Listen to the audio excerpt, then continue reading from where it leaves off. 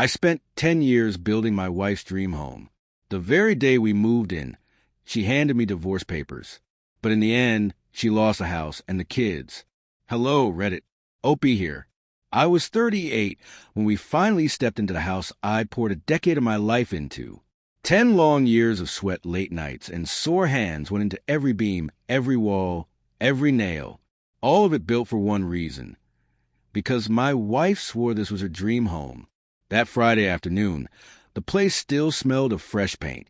Fine dust traced the edges of the floorboards, and the kitchen counters gleamed like something out of a home magazine.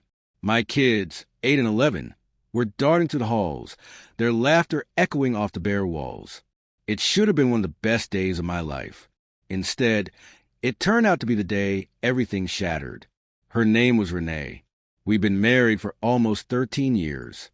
At 36, she was graceful, sharp, and beautiful, one of those people who seemed to command attention wherever she went. But I'd learned the hard way that admiration wasn't enough for her. She needed worship. That day, she ran her hand along the oak countertop I had sanded for hours until my fingers blistered. "It's perfect," she said with a smile. My chest swelled. "Yeah, we did it." Her smile faded, replaced by something cold. Her eyes lost their warmth. "You did it," she said quietly, and handed me a manila envelope. I laughed, confused. "What's this?" Her face didn't change. "Divorce papers." The laughter died in my throat. "You're kidding, right?" "I'm not." The ground vanished beneath me. I had built that house for her, for us, for the family we were supposed to be. "You waited until the day we moved in?" I asked, my voice shaking. "I wanted the kids to feel settled before I left," she replied calmly, as if she'd rehearsed it in the mirror. "What about them? What about us?" I asked. "They'll live with me, obviously. This is their home." And that's when I noticed it. A new phone in her hand. Perfume I didn't recognize. A faint smirk she tried to hide. Suddenly, it all made sense. She wasn't leaving for space. She was leaving for someone else. That night, after she took the kids to her sister's, I sat alone in the half-furnished living room. Her coffee mug was still on the counter, lipstick marking the rim. I stared at the divorce papers. Numb, my phone buzzed. It was my dad. "You sound awful, Aaron." "What happened?" I told him everything, the house, the papers, Renee's cold smile. He listened quietly. When I finished, he said, "Bring me the paperwork tomorrow." My dad, Gerald, had been a family lawyer for 40 years before he retired. He was 70 now, still sharp as a blade, and one thing about him, he never lost. The next morning, I handed him the envelope. He flipped through each page carefully, his eyes narrowing. Then he read it again, faster. "This is clean work," he muttered. "Drafted by someone who knows exactly what they're doing. My guess? Her new boyfriend." I froze. "How can you tell?" He gave a thin smile. "Seen it 100 times. A woman falls for her lawyer, and suddenly the husband gets served." Then he looked up. "Let's play their game." For the next week, I acted defeated. Renee started stopping by more often with him. Grant, a polished guy in his 40s, always in a tailored suit, always calling me buddy with that fake grin. "Once this is settled," he said one day, "you can find a smaller place. The kids should stay here with their mom." Renee stood beside him, arms folded, as if the house already belonged to her. I just nodded quietly. Of course. But the moment they left, I went straight to my dad's office. We spent 2 nights buried in old case files and coffee mugs, combing through every legal loophole. That's when I remembered something. 10 years earlier, before Renee and I even married, I had bought the land outright, in my name, paid in cash. She was never added to the deed. When I told my father, his eyes lit up. That's the nail in the coffin. We built our case brick by brick. Property deeds, payment records, emails, receipts. Proof that every board and tile had been funded and built by me alone. When mediation day came, Renee walked with Grant like they were headed to an awards show. Smiles, confidence, victory already written on their faces. Grant leaned back, tapping his pen. "Let's make this easy. Renee gets the house, primary custody, and spousal support. You can keep your tools. Renee actually laughed. My father didn't. He calmly slid a folder across the table. That's an interesting proposal, he said. Considering my son purchased a land before your client even met him. Here are the deeds. Title is in his name alone. He opened another folder.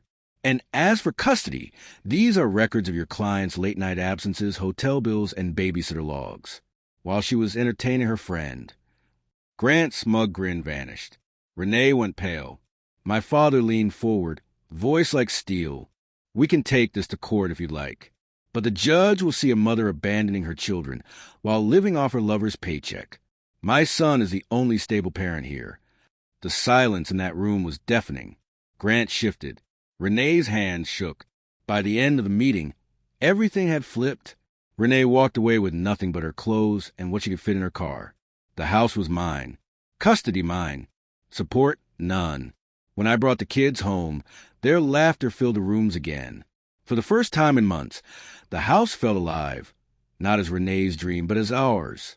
That night, as I tucked my son into bed, he whispered, "Dad, I'm glad we're here with you." I smiled.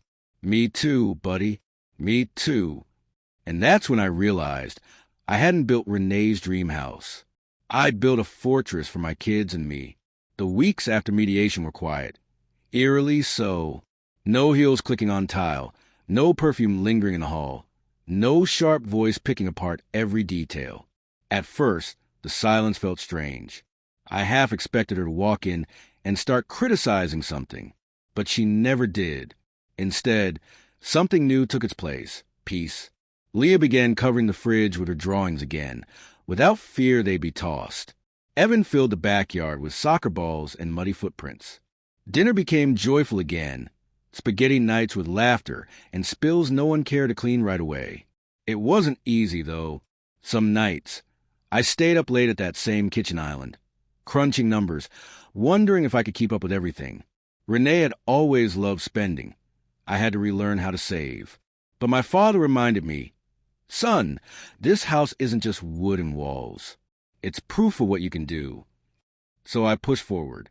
I took on more contracts, hired an old friend to help. Within months, my construction business was thriving. Word spread. I was the guy who built a dream house from the ground up. What nearly destroyed me ended up saving my life. Then one Sunday afternoon, 6 months later, she came back.